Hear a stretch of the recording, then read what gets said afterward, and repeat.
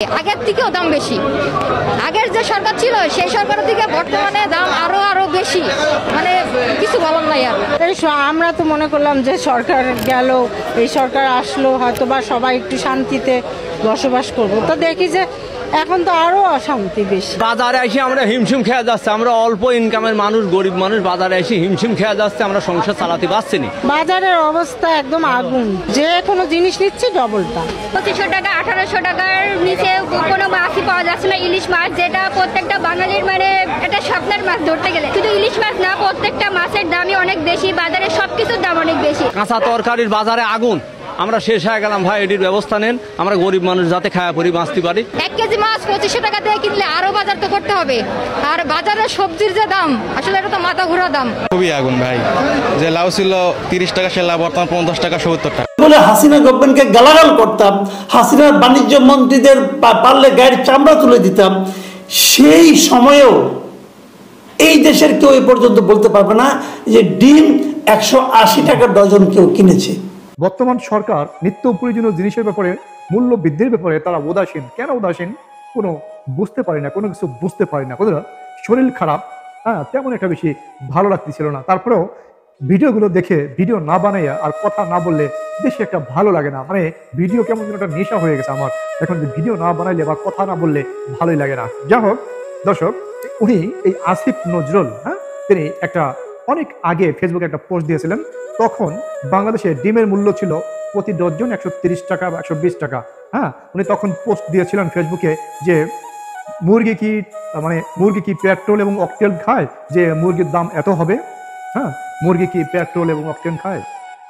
সেই প্রতিভাবান, সেই সমাজের একদম সুশীল ব্যক্তি এখন কেন চুপচাপ হয়ে বসে আছে? ব্যাচেলার ফ্যামিলি, অনেক স্টুডেন্ট যারা আছে, সকালবেলা হয়তোবা তার স্টুডেন্টের মা বাবা তাকে চেষ্টা করে যে বাচ্চাকে 2টো ডিম সেদ্ধ করে তাকে হয়তো টিফিন বক্সের ভিতরে দিয়ে দেয়, বা টিফিনের সময় তারা খেয়ে নেবে। কিন্তু এখন সেই ডিম না, শুধু ডিম না, কিন্তু মাছ, তরি তরকারি যা হোক না কেন, আপনার বেগুনের কেজি নাকি 200 টাকা। এটা কিন্তু রমজান মাস না ভাই। আমরা শুনেছি যে রমজান মাসে নিত্য প্রয়োজনীয় জিনিসের দাম একটু বাড়তো। আওয়ামী লীগ যখন থাকতো, রমজান মাসে নিত্য প্রয়োজনীয় দ্রব্যমূল্যের দাম একটু বেড়ে যাইতো। কারণ কি, যে আমরা জানি যে আমরা বাংলাদেশি মুনাফা লোভী ব্যবসায়ীরা তখন ওই ছোলা, তারপরে ওই যে বুট, তারপরে দেখা যায় কি যে রমজান মাসের যে জিনিসগুলো বেশি বেশি প্রয়োজন হয়, যেমন শসা, টমেটো, এগুলো যেমন জিলাপি, আবার অনেক প্রকারের মাছ, মাংস, এগুলো দাম একটু বেড়ে যাইতো। কারণ কি, মুনাফা লোভী ব্যবসায়ীদের কারণে। ঠিক আছে, তারপরে কিন্তু একটা কন্ট্রোলে থাকতো। কোন সময় এসে হানা দেবে আওয়ামী লীগ সরকার বা আওয়ামী লীগ সরকারের প্রশাসন, কোন সময় এসে হানা দেবে ব্যবসা বাণিজ্য, সব একদম গুটিয়ে বাড়ি চলে যেতে হবে, এই ভয় তাদের ভিতরে একটা কাজ করতো। প্রতিটা ব্যবসায়ীর মধ্যে বা প্রতিটা লোকের মধ্যে একটা আতঙ্ক কাজ করতো যে কখন যেন এই আওয়ামী লীগ সরকারের বা এই শেখ হাসিনা সরকারের প্রশাসন এসে আমার ব্যবসা একদম হালুয়া টাইট করে দেয়, বা আমারও হালুয়া টাইট করে দেয়। কিন্তু এখন বাংলাদেশের মানুষ আর ভয় পাচ্ছে না প্রশাসনকে। সেই প্রশাসন, বাংলাদেশের প্রশাসন, সেনাবাহিনী, র্যাব বাহিনী, তারপরে আপনার বিজিবি, তারপরে নৌবাহিনী, বিমান বাহিনী, সবাইকে কিন্তু ম্যাজিস্ট্রেসি পাওয়ার দেওয়া হয়েছে। এই বর্তমান অন্তর্বর্তীকালীন সরকার, তারা কিন্তু ম্যাজিস্ট্রেসি পাওয়ার দিয়ে দিয়েছে তাদেরকে, কিন্তু কোনো কাজে আসতেছে না। কেন? তাহলে বাংলাদেশের প্রশাসন তাহলে কি দুর্বল হয়ে পড়েছে? আমার মনে হয় যে বাংলাদেশের প্রশাসন ভীত হয়ে পড়েছে, একদম চরমভাবে তারা ভেঙে পড়েছে। তা না হইলে যে প্রতিটা সেক্টর, নট অনলি মনে করেন কি যে অর্থনৈতিক সেক্টর, প্রতিটা সেক্টরই তো, প্রশাসনিক সেক্টর, রাস্তাঘাটে বিশৃঙ্খলা, বিভিন্ন জায়গায় বিশৃঙ্খলা, হঠাৎ করে দ্রব্যমূল্যের দাম এত বেড়ে গেছে যে বাংলাদেশের জনগণকে এখন সেটা সামাল দিতে বা ট্যাকেল দিতে বা সংসার চালাইতে কষ্ট হয়ে যাচ্ছে। ইনকাম নাই, রিক্সাওয়ালাদের ইনকাম কমে গেছে। আপনারা অনেক ভিডিও দেখেছেন বা বাস্তবে প্রমাণও জানেন, যারা বাংলাদেশে আছেন, বাংলাদেশে বসবাস করতেছেন, বিভিন্ন জায়গায় যাতায়াত করতেছেন, তারা হয়তো বা জানেন যে বাংলাদেশের ব্যবসা বাণিজ্যর পরিস্থিতি কেমন। সে মানুষ চড়তে চায় না, মানুষ চিন্তা ভাবনা করতেছে যে 10 টাকা কিভাবে সেভ করা যায় বা 10 টাকা কিভাবে পকেটে আসবে। আগে যেমন রিক্সায় উঠে রিক্সাওয়ালাকে হয়তো বা 20 টাকার জায়গায় 30 টাকা, 40 টাকা, 50 টাকা দিতেও দ্বিধাবোধ করতো না, কিন্তু এখন কিন্তু রিক্সাওয়ালাদের মানুষই পাওয়া যায় না। হ্যাঁ, একটা কথা কি যে আগে যেমন কর্মব্যস্ত ছিল, অনেক কর্মব্যস্ত ছিল, এখন কিন্তু কর্মবিমুখ হয়ে গেছে। কারণ কি, অনেক মানুষের হাজার হাজার লক্ষ লক্ষ মানুষের চাকরি চলে গিয়েছে। বন্ধুরা, এই আসিফ নজরুল স্যার তিনি কিন্তু একবার অনেক কিছুই কিন্তু বলেছিলেন তিনি। হ্যাঁ, বিভিন্ন সময়ে এই প্রতিভাবান স্যার বা এই মাস্টার, একে কি বলে, একে ইন্ধন দাতা বলা চলে, ইন্ধন দিয়েছে প্রতিটা মানে সরকারের বিপক্ষে অনেক কিছু তিনি বলেছেন, বলে বলে ইন্ধন দিয়েছেন মানুষকে, বাংলাদেশের মানুষকে এই সরকারের বিপক্ষে একটা অবস্থান নিতে তিনি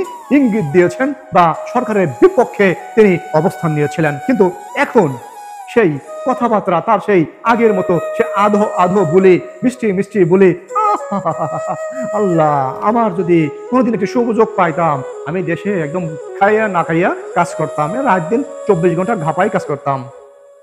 বন্ধুরা, এখন তিনি কি করে প্রশ্ন করেন না কেন? আপনারা যান, যে গিয়ে দেখেন, এই স্বরাষ্ট্র মন্ত্রণালয় গিয়ে দেখেন, বা সেই আইন মন্ত্রণালয় গিয়ে দেখেন, বা সেই প্রবাসী মন্ত্রণালয় গিয়ে দেখেন, উনি কি করে। প্রবাসী মন্ত্রণালয় ওদিন বললো যে ব্যাপার, প্রবাসীদের ভিআইপি পাস দেওয়া হবে, ভিআইপি প্রোটোকল দিয়ে একজন মানে যেমন ভিআইপিরা মানে এয়ারপোর্ট যেভাবে ক্রস করে সেভাবেই প্রতিটা প্রবাসীকে ব্যবস্থা করে দেওয়া হবে। কিন্তু আজকে এবং কালকে ভিডিও দেখলাম আপনার এয়ারপোর্টের ভিতরে যে অবস্থা, যে অব্যবস্থাপনা, হ্যাঁ, এতে কি প্রমাণ করে?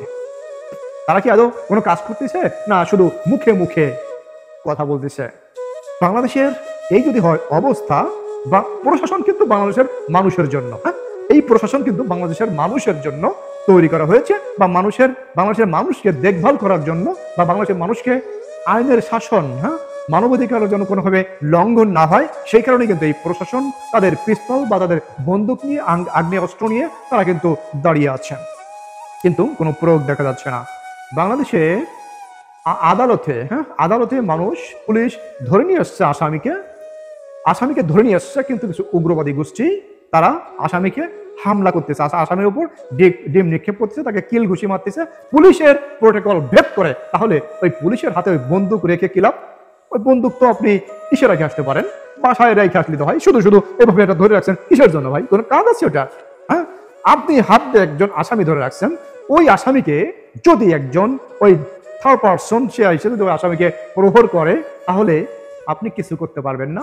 ওই বন্দুক ফুটে আপনি কি করবেন? ওই বন্দুক সব কিছু তালা মারি রাইকা পরে হয়তো বা এটা শার্ট প্যান্ট পরে আপনি অফিসে আসতে পারেন, বা আপনি ডিউটিতে আসতে পারেন, ঠিক আছে?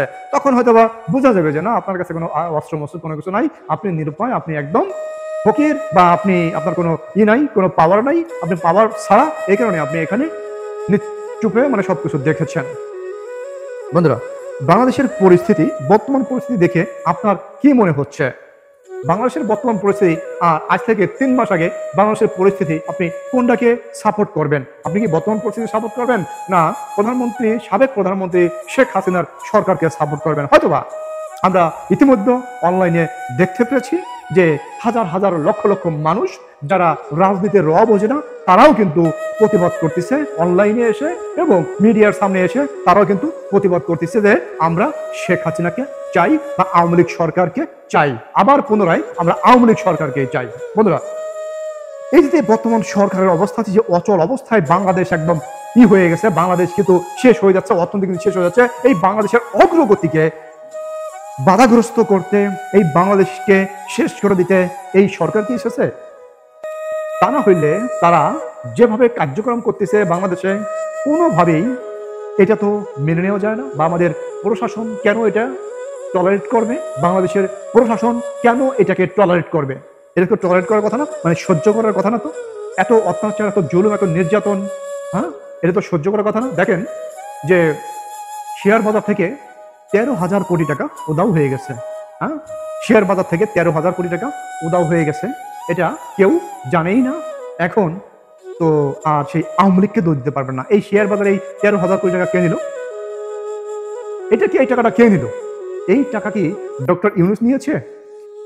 ডক্টর ইউনূস একটা কথা বলেছিল যে আপনারা সমালোচনা করেন, বেশি বেশি করে সমালোচনা করেন, আপনারা যত বেশি সমালোচনা করবেন কোনো সমস্যা নেই, আমরা ওটা নিয়ে কোনো মাথায় চিন্তা ভাবনা করবো না, বা আমরা একটু শোধরানোর চেষ্টা করবো। কিন্তু আমরা দেখেছি যে ম্যাজিস্ট্রেট, নির্বাহী ম্যাজিস্ট্রেট উর্মি, তাপসী তাবাচ্ছুম উর্মি, তার চাকরিটা কেন চলে গেল সে তো গঠনমূলক আলোচনা করেছে। ইভেন সে যে আলোচনা করেছে, একজন অ্যাডভোকেটকে যদি আপনি বলেন সে কি কোনো ভুল কিছু বলেছে, সে কি কোনো ভুল কিছু বলেছে? যদি কোনো অ্যাডভোকেটকে আপনি জিজ্ঞেস করেন যে উর্মি কি কোনো ভুল তথ্য দিয়েছে বা সে কি কোনো ভুল স্টেটমেন্ট দিয়েছে, অ্যাডভোকেট বলবে অবশ্যই না। কারণ কি, সংবিধানে কোনো একটি জায়গায় এই অন্তর্বর্তীকালীন সরকারের রূপরেখা নাই। অন্তর্বর্তীকালীন সরকারের রূপরেখা কোনোভাবেই নাই। হ্যাঁ, তিনি তো সেই কথাই বলেছিলেন। হ্যাঁ, তিনি কি উল্টোপাল্টা কোনো কিছু বলেছিলেন? তিনি তো উল্টোপাল্টা কোনো কিছু বলেননি বা অযৌক্তিক কোনো কিছু বলেননি। আপনারা যেটা করেছেন সেটাই বলেছেন। প্রশ্ন আমি অন্য ভিডিও বানিয়েছি, আপনারা হয়তো সেখানে নিচে একটু স্ক্রল ডাউন করে নিচে গিয়ে দেখে আসতে পারেন। বন্ধুরা, বাজারের অবস্থা, আমরা গরিব মানুষ, হ্যাঁ, দেখা যায় কি যে আমাদের কোনো একটা দ্রব্যমূল্যের দাম যদি কমে তাহলে একটু ভালো লাগে, কিন্তু এখন বাজার মনিটর করার মতো কোনো লোক বা কোনো পার্সন দেখতেছে না। কেন? তাহলে বাংলাদেশের প্রশাসনিক ব্যবস্থা কি সম্পূর্ণভাবে ধসে পড়েছে? আমরা কি বলতে পারি না? বাংলাদেশের মনিটরিং সিস্টেম সব ক্ষেত্রে, বাণিজ্যিক ক্ষেত্রে, সব ক্ষেত্রে বাংলাদেশের মনিটরিং সিস্টেম দুর্বল হয়ে পড়েছে। বাংলাদেশের প্রশাসনিক সিস্টেম দুর্বল হয়ে পড়েছে। বাংলাদেশের অর্থনৈতিক পরিস্থিতি বা বাংলাদেশের অর্থনৈতিক সিস্টেম বা বাংলাদেশের অর্থনৈতিক সক্ষমতা দুর্বল হয়ে পড়েছে। বাংলাদেশের আনাচে কানাচে গ্রামগঞ্জের খবর নিয়ে দেখা যাবে যে বিএনপি এবং জামাতের সন্ত্রাসীরা আওয়ামী লীগের উপরে নারকীয়তা চালাচ্ছে, ঘর বাড়ি লুট করে আগুন ধরিয়ে দিচ্ছে এবং মানুষ হত্যা করতেছে। এখানে কোনো কারো দায়বদ্ধতা নাই, কোনো থানায় সেভাবে কোনো কার্যক্রম বাংলাদেশে এখন পর্যন্ত শুরু হয় নাই। বাংলাদেশের মানুষের জীবনযাত্রার মান একদম নিম্ন পর্যায়ে ঠেকেছে। প্রশাসনিক দিক দিয়ে বাংলাদেশের মানুষ আইনের শাসন বা আইন পাচ্ছে না, বাংলাদেশের মানুষ বিচার পাচ্ছে না। শোনেন, এখন যারা ক্ষমতায় যায় নাই, ক্ষমতার গন্ধ পেয়েছে একটু, হ্যাঁ, ক্ষমতার গন্ধ পেয়ে যারা উচ্ছৃঙ্খলাপনা করতেছে, যেমন জামাত শিবিরের রাজত্ব চলতেছে এখন বাংলাদেশে, যেভাবে উচ্ছৃঙ্খলা চলতেছে, হ্যাঁ, এই উচ্ছৃঙ্খলা আমাদের বাংলাদেশের প্রশাসন কোনোভাবেই কিন্তু ট্যাকল দিতে পারতেছে না। ছাত্রছাত্রীরা পুলিশকে যখন তখন যে কোনো জায়গায় মার দিবে, পুলিশ কোনো কিছু করতে পারবে না। বর্তমান প্রশাসনিক পরিস্থিতি এমন পর্যায়ে ঠেকেছে বাংলাদেশে। দেখেছি রাস্তাঘাটে প্রশাসনকে, পুলিশকে, সাধারণ একজন ছাত্র, সাধারণ একজন জনগণ ছাত্রদেরকে নিয়ে পুলিশকে প্রহার করতেছে। পুলিশ নিরুপায়, কোনো কিছু বলতে পারতেছে না, পুলিশের কোনো কথাই শোনা হচ্ছে না। বর্তমান পুলিশ কোনো জায়গায় যদি দেখে কোনো অপরাধ সংঘটিত হচ্ছে, অনিয়ম সংঘটিত হচ্ছে, সেখানে গিয়ে যদি কোনো পুলিশ, হ্যাঁ, সেখানে একটা অপরাধটা দমানোর জন্য চেষ্টা করে বা ওইখান থেকে যদি ফিডব্যাক পায় পুলিশে, তাহলে পুলিশে কি করবে? পুলিশে হয়তো বা তার যে হাতের লাঠি বাড়ি বুড়ি দিয়ে একটা দেবে না, তখন বলে পুলিশের দোষ হয়ে যাবে। এইভাবে যদি মামু চাচা কইয়া বাসায় তেল মাখাইয়া যদি এইভাবে শাসন করতে হয় বাংলাদেশে, তাহলে বাংলাদেশের জনগণের ভাগ্য খুব খারাপ আছে। বাংলাদেশের জনগণের ভাগ্যে চরম খারাপ পরিণতি একদিন বাংলাদেশের মানুষ বা বাংলাদেশ বা বিশ্ববাসী খুব শীঘ্রই দেখতে পারবে যে বাংলাদেশের মানুষের ভাগ্য একদম ধ্বংসের পথে বা বাংলাদেশের মানুষের পরিণতি ধ্বংসের পথে। হ্যাঁ, সাধারণত আমরা যারা বাংলাদেশি তারা আমরা জানি যে আমরা কতটা উচ্ছৃঙ্খল। আমাদের জন্য প্রয়োজন শাসন ব্যবস্থা। শাসনের বাইরে আমরা কেউ সারিবদ্ধভাবে, শৃঙ্খলভাবে আমরা কিন্তু চলতে পারবো না, বা বাংলাদেশের মানুষজন সেটা অভ্যস্ত না। ঠিক আছে, এই কারণে আমাদের আইনের শাসন দরকার, চরম কড়া আইনের শাসনের দরকার, কড়া। হ্যাঁ, যেমন বাগেম হইছে এক ঘাটে জল খায়। বন্ধুরা, বাংলাদেশ আওয়ামী লীগের সময় অনেক পুলিশের হাতে ক্ষমতা ছিল, এই যে বিচারিক ক্ষমতা ছিল অনেক পুলিশের হাতে, কিন্তু এখন বাংলাদেশ আওয়ামী লীগ নাই। দেখেন, সেনাবাহিনীর হাতে বিচারিক ক্ষমতা আছে, নৌবাহিনীর হাতে বিচারিক ক্ষমতা আছে, পুলিশের হাতে তো আছেই, তারপরে আবার বিমান বাহিনীর হাতেও বিচারিক ক্ষমতা দেওয়া হয়েছে। তাহলে তারপরেও কেন বাংলাদেশের স্বাভাবিক একটা পরিস্থিতি সেটা কেন থাকে না? হ্যাঁ, রাস্তাঘাটের বিশৃঙ্খলা, অফিস আদালতের বিশৃঙ্খলা, যার যেখানে মন চায় সেখানে সেভাবে আইন কানুন বা তারা নিয়ম চালিয়ে দিচ্ছে। হ্যাঁ, এটা কোন বাংলাদেশের চেহারা দেখছে বাংলাদেশের মানুষ বা বিশ্ববাসী? কোন বাংলাদেশের চেহারা দেখতেছে? বাংলাদেশ কি তাহলে আস্তে আস্তে পিছনের দিকে যাচ্ছে? বাংলাদেশ কি আস্তে আস্তে পিছনের দিকে যাচ্ছে?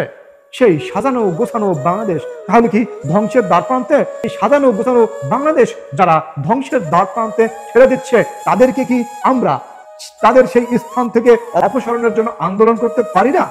এখন যারা রাজনৈতিক দল আছে, সেই বিএনপি হোক, সেই গণ অধিকার পরিষদ হোক, সেই জামাত হোক না কেন, তারা কিন্তু এই জিনিসগুলো পর্যবেক্ষণ করতেছে, ঠিক আছে।